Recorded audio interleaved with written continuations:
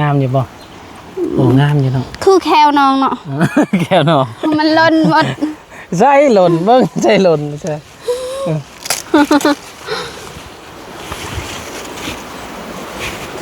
คือเสียงปากเจ้าบ่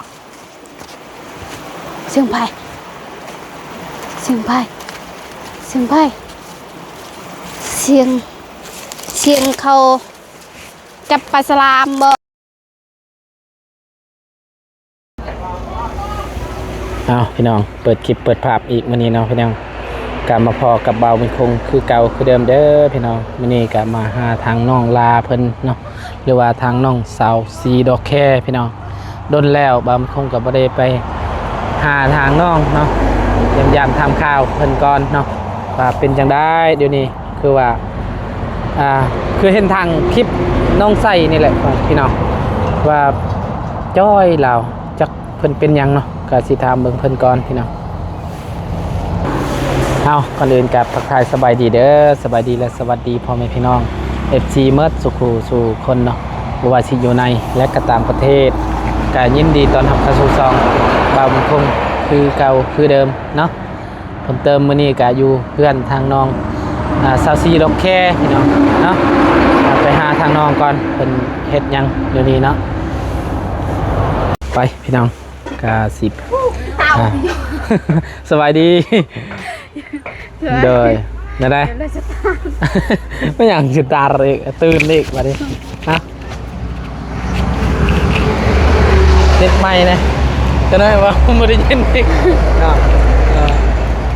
เฮ็ดยังอยู่เฮือนครัวต้มยาต้มยายังยาดีกระเพาะยาดีกระเพาะเอามาใส่ก่อนแม่เราเอาให้แม่ไพ่ก่อนแม่น้องนี่แหละเราเอาอยู่ใส่เราเอาอยู่ป้าโอ้เราก็เป็นบ่เราก็เป็นอยู่วะเราก็บ่เป็นคือกันแต่ว่าเราเคยกินแล้วดีเนาะตอนเรากินโอ้ตอนนี้จอยเลยคอยเบิ่งเจ้าบ่คือเก่าเบิ่งจะนี่เบิ่งนี่พี่น้องแต่เก่ามันต่างเลยพี่น้องนี่จะนี่ก็เห็นแต่กระดูกบ่แม่นเห็นแน่ชินแน่ไผว่าเห็นแต่กระดูกเห็นกระดูกนี่ก็โอ้หนักแล้ววะเห็นแต่กระดูกใช่อย่าเบิ่งนะกว่ายายังตัวนี้ยาดีกระเพาะวะเป็นสมุนไพรเนาะโอ้กินแบบใดนี่กินตั้งน้ำเลยบ่จังมือแหละจะกินเถื่อก็กินนี่บางเถื่อก็กินนั่นมียังแน่เฮากินแบบคลำยังแน่ครับคลำแต่ส้มกับแดกส้มกับปลาแดกกายหันบ่ได้คลำเนาะขึ้นว่าคลำอาหารการกินมันยังบ่ได้คลำการกินเลยหน่อไม้เด้ซะหน่อไม้กินบ่ได้น้องก็กินกันจะเป็นกระเพาะกินบ่ได้เด้หน่อไม้เพิ่นบ่ได้กินหน่อไม้ก็บ่มีอาหารโดยก็คือว่านั่นจะอันกระเพาะมันบ่ถึกกับหน่อไม้อยู่แล้วคันเจ้ากินมันก็สิอืดคอแต่ก็อดบ่ได้หน่อไม้จักเทื่อแหละเจ้าอันน่ะจะเป็นกระเพาะนี่จักเทื่อแหละหรือว่าด้นแล้วหรือว่าหากเป็นมีได้ละ3-4 เดือน 3-4 เดือนแล้วแต่เก่าบ่แห้งปานใดเนาะบ่ได้เจ็บกินอยู่บ่เขาจะกินอยู่บ่ครับกินหน่อยเดียวแต่ว่ากินอันยาตัวนี้ได้กินหลายๆอยู่ตอนนั้นกินบ่หลายเลยตอนช่วงเบาลีเรามาถ่ายคลิปเห็นช่วงนั้นกินข้าวกินน้ำแหละกินแล้วกินต้มไข่โดยได้ตู้เย็นเฮาคักบ่คักแต่บ่มีแนวใส่เนาะโดยมีแต่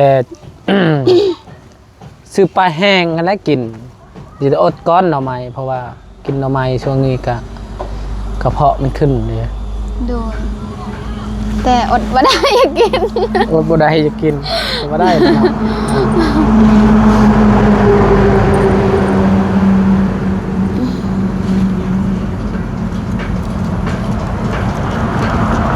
ใส่กาด้นแล้วเฮาก็บ่ได้มาเฮือนเจ้าเนาะโดย มีแต่ทางน้องไส้ลูกสาวนี่แหละ ไว้ มามี2เพิ่นมาเอากับคาเวียกแน่ตอนนั้น โดย เสียยาให้โอ้ยาให้ก็6ลียาให้แล้วเสียยาให้สิจ้ะ ยังพ้น เป็นได้เข่าดีนี่งามอยู่บ่ เขาบ่ โดย บอลที่งามแบบว่ามันเป็นเนี่ยมันออกเลยตอน โดย บอลที่มันบ่ออกมันบ่งาม เนาะ มันตายมา ไปเบิ่งแน่ไปได้บ่ ได้ หรือว่าคาเวียกบ่ บ่ได้คาเวียร์ ไปเอาไปเบิ่งหนั่นนึงเบิ่งให้เพิ่นก่อนพี่น้องดนแล้วเฮาก็บ่ได้ตั้งแต่เพิ่นชักเข้าให้นั่นแหละเฮาก็บ่ได้ไปเบิ่งเลย ไปใช้น่ะ ทางนี้แหละ ทางนั้นใช่บ่ ทางนั้นมันหก โอ้ เลยไปบ่ได้เลยทางนั้น เด้อ อันน่ะกุยบ่คือบ่ เอาโทรศัพท์เจ้าด้วยจ้ะ ป้านก็ได้ โอ้เกือบเอาน้ำนี่บ่เจ้าช้อนตอนนั้นบ่ดอกแค่ โดย ไปเบิ่งให้ทางสาวซีดอกแค่ซ้ำนี่คือกันบ่เข้าเจ้าบ่ อันนี้งามเขา คันว่าซ้ำนี่โอ้งามแล้วเนาะอันนี้เข้า อันนี้นั่นบุญ โดยเข้านี่เข้าพอใกล้บ่แม่นบ่ โดยเขางามเบ้ยเขานองเอ้ยมันห้างเห็น โดย แบบว่าตอนนั้นตอนซักเขานั้น โอ้ชุดกล้วยเจ้าบ่นี่บ่ดอกแค่ โดย โอ้งามเนาะงามเอ้ยไผอนามัยเจ้าเองบ่ แม่น้องน้ เป็นเจ้าอนามัยชวนกล้วยเนาะมื้อหน้าสิให้เพิ่นอนามัยชวนกล้วยเฮาก่อน หยอกพี่น้องหยอกเพิ่นพี่น้อง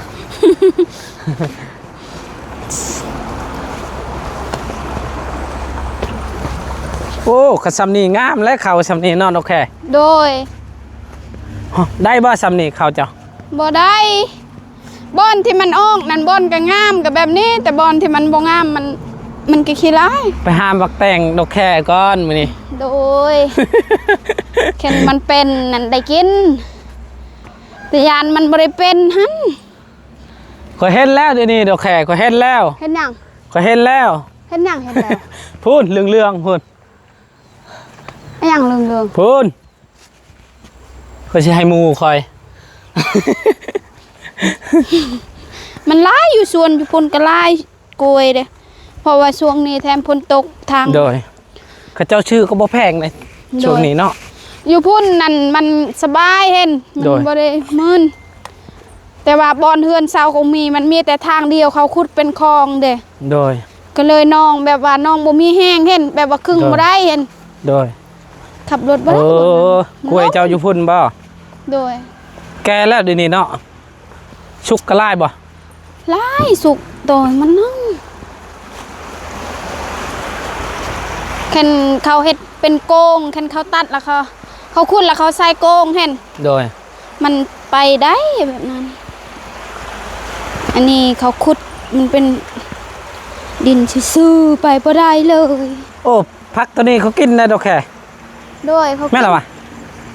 แกงกับปลาบ่ สมพอดี สมพอดีเนาะ โดย แม่นชื่อสมพอดี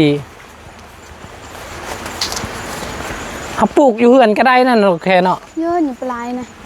ปลาไหลเท่าไหร่ ปลายปลาย โอ้ มากยังก็ มักสไลด์แม่นล่ะวะ จักแล้วน้องถามอายถามน้องคือน้องบ่ฮู้แหละ ก็มักสไลด์แหละเฮาเอิ้นปลาไหลปลาแต่ว่าภาษาลาวเอิ้นมักสไลด์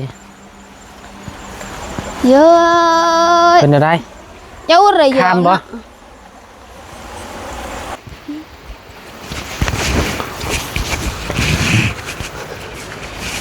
โอ้ เอ้ย ยากก็บ่ค่อยฮกปานใดเนาะหรือว่าหากะแล้วเสียบ่ นี่ โอ้เสียแล้วเนาะ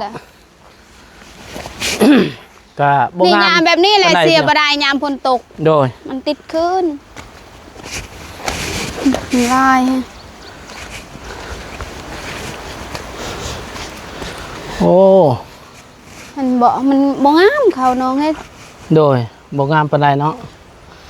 โตบางออกโตบางบ่ได้ออกพี่น้อง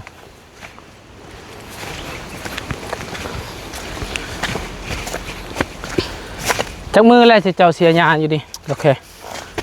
เสียบ่ได้แล้วช่วงนี้ฝนตกเนาะ โดย มันก็สิติดคือเก่า เบื้องนั้นน่ะเสียแล้วก็ถือฝนตกก็บ่ได้เสียอีกเลย โดย เบื้องนี่มันบ่ได้หกปานใดเห็น โดย นี่เบื้อง โอ้คันมันเป็นแบบนี้มันนอนโอเคงามเนาะ บุญและ โดยพูด นี่ มี ห่างหมด มีบางบอนพี่น้องบอนโตมีน้ำแล้วก็มันงามโดย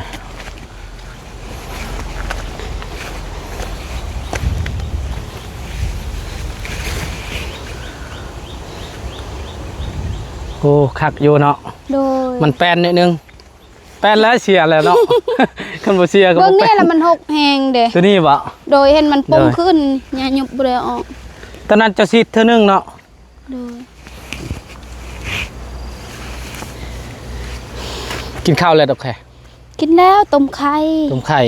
โดย โดย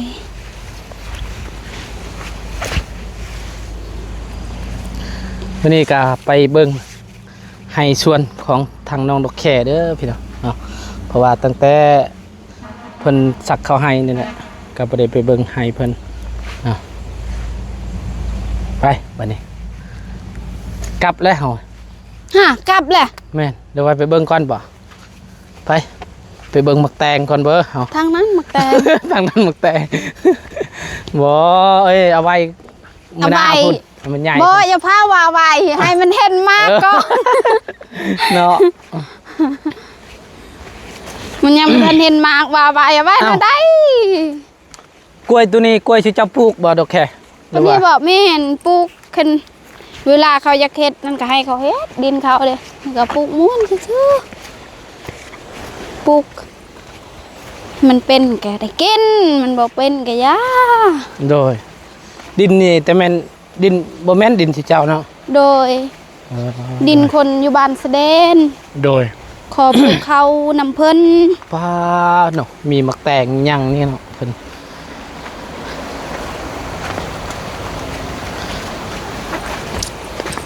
มีมักแตงแต่บ่มีหมากเฮ็ดเนาะได้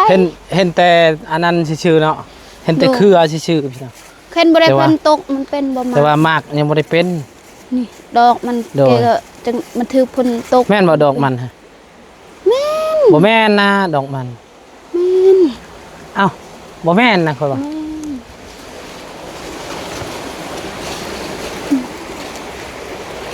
แม่น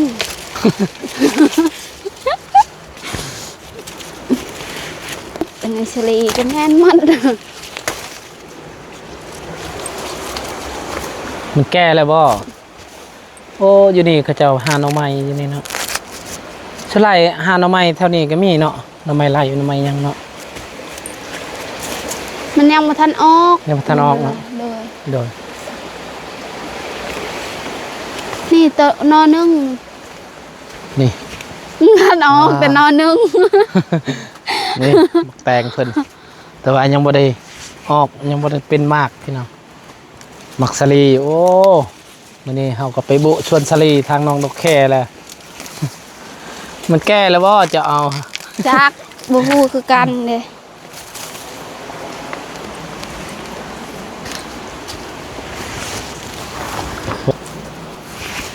เว้นมักแตกอย่าจะหยะอย่ากินส้มแต่ว่า นี่ อันนี้จะปลูกบ่นี่บ่ โดยอย่ากินบ่ บ่ บ่แค่อย่ากินเด็ดมันสิออกลายแบบว่าเฮาเอามันเด้มันสิแตกออกลายยอดมัน แม่นแหละคันว่า เอา เฮา บ่ บ่ได้มันก็สิยาวเห็น โดย ยอดตำลิงเนาะแม่นล่ะบ่ บัตรตะเบลง บัดตำลิงแต่ว่า บัดตำเล็ง ภาษาลาวเอิ้นยอดตำลิงแหละ บัตรตะเบลง กินก็จักสิกินแนวใดดอกแค่มันก็บ่หลายนะ มันลายนะอายบ่ฮู้นะ บ่ฮู้แนวใด บ่ฮู้นะมันลายนะแมวปลูกนะ อยู่ใช่แน่ อยู่พุ่นก็มีนะ ไปเอานา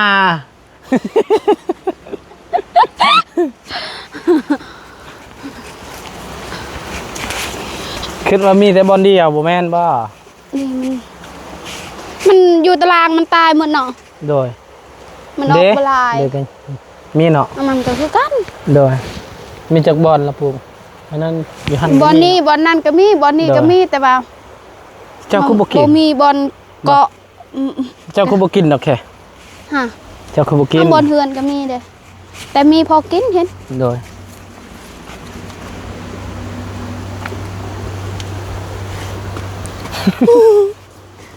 จังน้อยซนกันแควล้นแล้วมีได้ปลาสลามอยู่น้ำห้วยนี่เด้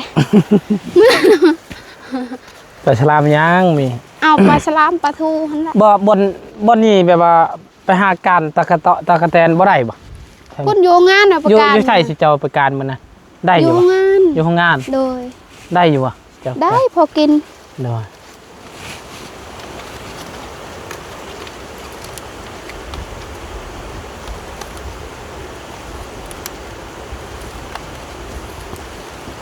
ปลายอันมันใหญ่แล้วแต่ว่ามันลีลามันบ่งามเนาะโดยเห็นโดยแต่ว่ามันลีลาเป็นแล้วแต่ว่ามันเป็นลีลามันบ่มีแควเป็นคือแควเนาะโดยแควล้นนะพี่น้องแควล้นหมดตัวนี้ได้ซะบ่เอาบ่ตัวนี้ยังบ่เป็นบ่มันน้อยๆแต่โดย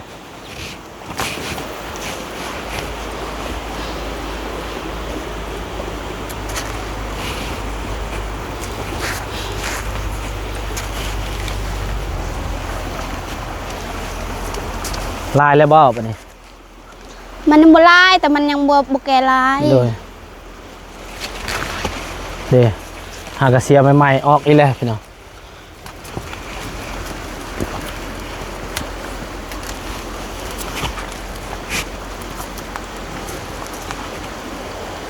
ลายผูกโดน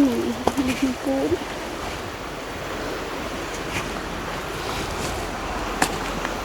นังยุ่งมั้งฮะมีงานในกินสลีฝนตกในแซ่บ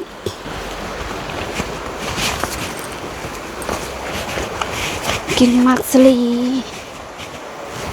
ผักกาดก็หมดแล้วเนาะโอเคหมดซีดแล้วบ่ยามนี้หมดแล้วยามนี้เนาะโดยถึงว่ามันยังบริซีดกะมันเป็นดอกหมดโดยนี่เสียวไปปลูกอยู่เฮือนอ้าวไอ้ไปซื้ออยู่ไส้ก็ใบอันนี้บ่มันหายากซื้ออยู่นี่แหละ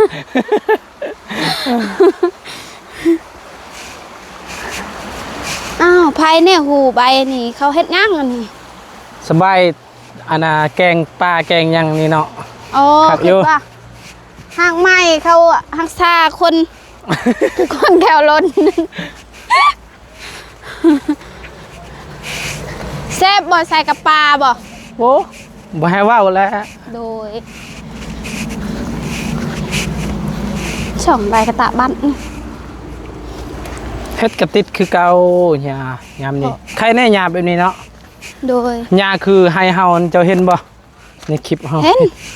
โอ้ยหญ้าตัวนั้นบ่ติดบ่ตายหญ้าคือยาน้องหญ้ายุบนั่นก็คือกันมันบ่ตายคือกันโดยมันติดคืนแต่ขนาดเฮาซีดมันยังป่งคืนแม่นแหละหญ้าตัวนี้ตายหญ้านี่ดูโอ้หญ้าพอไก่นี่ก็บ่ได้หกปานใดเนาะเพราะว่าเราซีดเนาะแม่น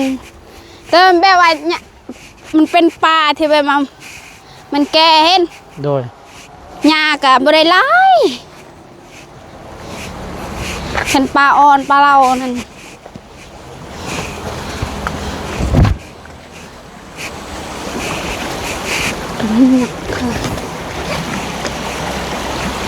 มือนึงได้เขาเสียนี่ได้2 คนได้อันนี้ฮะนี่โอ้ไหวเนาะพอใกล้ไม่ใกล้บ่เราจ้างคนบ้านหนองแดงโอ้โดยโอ้10 บ่หมื่นบ่นี่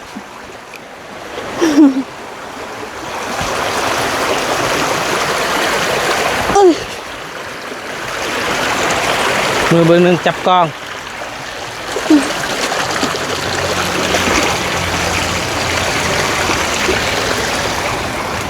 กกตัวได้ไอ้บาวสีเหลืองกินนี่ พูนอยู่เทิงพุ่นแหละ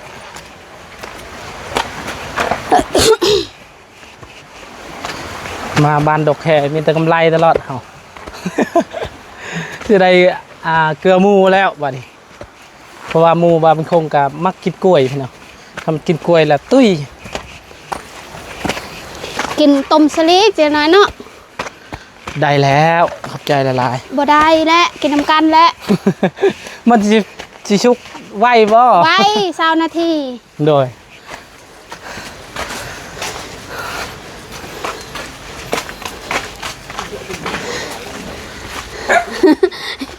สวัสดีเด้อแม่เด้อโดยนี่มาเอาอยู่ชวนเลยนี่นะ จะปลูกว่า โดยมาปลูกอยู่เพื่อนกันเคยกินบ่เขาใส่กับย่างตัวนี้ ใส่กับป้า โดยแม่นแหละโดยชมพอดีเนาะ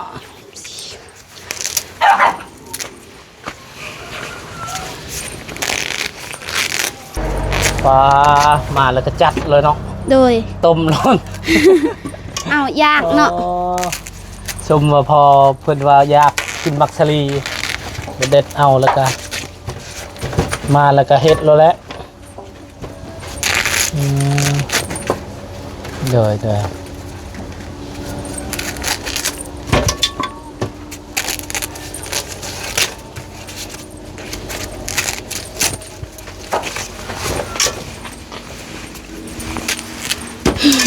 ทางเจ้าของเพิ่นก็คือสิหากินเดี๋ยวนี้แล้วแหละตามเบิ่งเนาะ โดย แม่นบ่จักเทื่อแล้วได้กินมักสลีนี่เฮาก็คือเดียวนี่ ยังบ่ทันแกเด้ โดย หากระเธอเดียวนี่ พอดีเฮามาแก้แล้วบัดนี้ โดยนี่ใส่น้ำแล้วก็ต้มไอ้บุญคง จะยากบ่ให้ผักเนาผักขะนี่ติดไว้บ่ โดย น้องตัดบนนี้อายก็จับบนนี้ โอ้โหนั่นนี่คือคาดแล้ววะมือเฮา มันบ่ขาด จะเอาผักเน่านี่แหละพี่น้องไว้สิปลูกอยู่เพื่อนนี่แหละโตฝนตกนี่ปลูกมันติดเนาะ โดย คันบ่ติดนี่โอ้จะรับผิดชอบรถโอเค ฮะรับผิดชอบบ่ โดยเพราะว่าเจ้าตัดเด้ บ่น้องสิรับผิดชอบให้อายไปเสียหยัง เด้กล้วยตัวนั้นชุกแล้วได้โอเคชุกเขาชื่อเนาะตัวนั้นเนาะ โดยก็ซื้อ เพราะว่ามันก็บ่ได้ชุกหมดต้นเนาะแม่นบ่ดอกแค่ โดย นี่เนาะปลางามแฮงเลย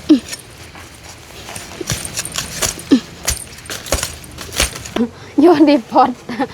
ยังบ่ได้พดคือว่าชุกแล้ว ดาโรดิกรึมก่อน นี่พี่น้องเมื่อภาคให้ปลูก ตัวนี้ไม่ยั่งตัวนี้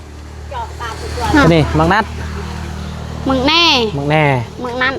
มังนัดใหญ่หรือมังแน่ใหญ่ มึงแน่ไง มังแน่ใหญ่มังนัดน้อยบ่ โดย เดี๋ยวคิดว่ามังนัดใหญ่บ่แม่นเนาะ บ่แม่น เดี๋ยว มันเป็นน้ำมันนี่มันบ่เซฟมันส้ม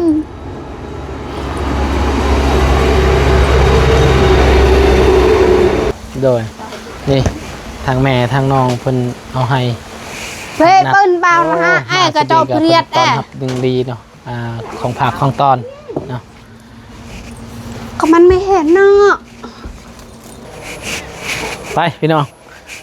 สิไปตัดกล้วยทางน้องดอกแค่ก่อนพี่น้องเกลือหมูก่อนเพราะว่าเพิ่นค่ายก็ค่ายบ่ได้มันสุกแล้วเนาะดอกแค่ โดย มีแต่ว่ากินก็กินบ่หมดเนาะ โดย โดยนี่ตัวนี้ก็สิสุกแล้วนี่ แต่ว่าเจ้าค่ายก็ได้นี่เพราะว่ามันสุกบ่ลายเลยเด้นี่ตัวนี้เห็นตัวนี้ขายยังได้อยู่ตัวนี้นี่ตัวนี้ขายบ่ได้ตัวนี้มีแต่หมูและกินได้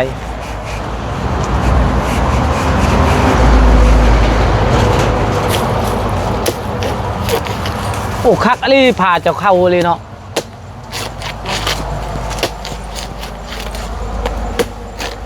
ใส่ตัดกล้วยมาตัดเบื้องนี่ มันลมบัดเดียวโลด แม่ก็คือกั้นตอนนั้นเราบ่ฮู้แล โอ้ น้องบอก ตัด ว่าอย่า ตั ตั ด ด อีก ทาง เขา นี้ ว่า ตัดนั่นก็บุญมาแล้วกล้วยเขาว่า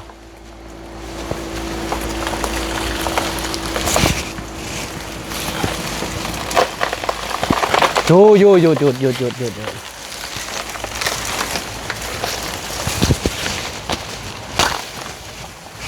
นี่ นี่ ถือแล่เสือเจ้า บ่ถือย าง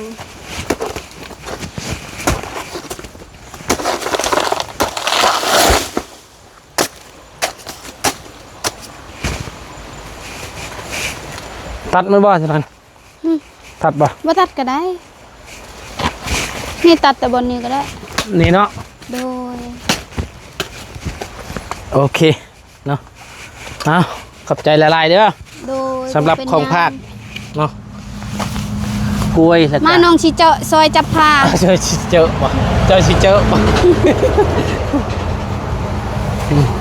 บ่ไปพี่น้อง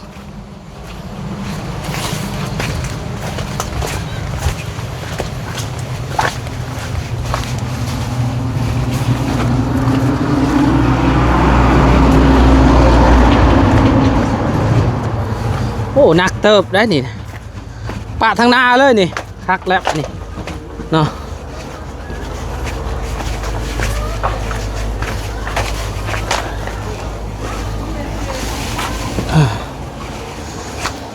เอาอันนี้ขอบใจละลายเด้อแม่เด้อโดยเอาพี่น้องเนาะการสำหรับคลิปนี้บางคงก็จะขอจบคลิปปิดคลิปไว้เพียงสำนีก่อนพ่อแม่พี่น้องอีกทีมัดสุขคนที่ติดตามเนาะครับคลิปนี้ไปแล้วเด้อสบายดี